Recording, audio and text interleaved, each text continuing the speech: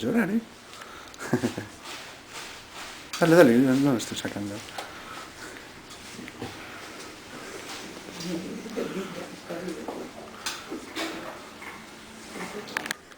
¿Eh?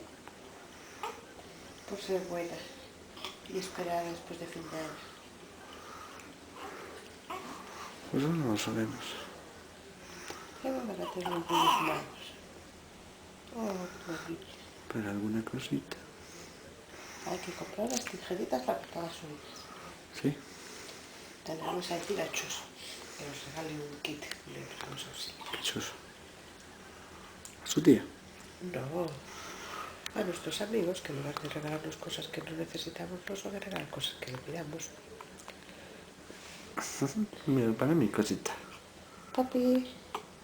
Hola, papi.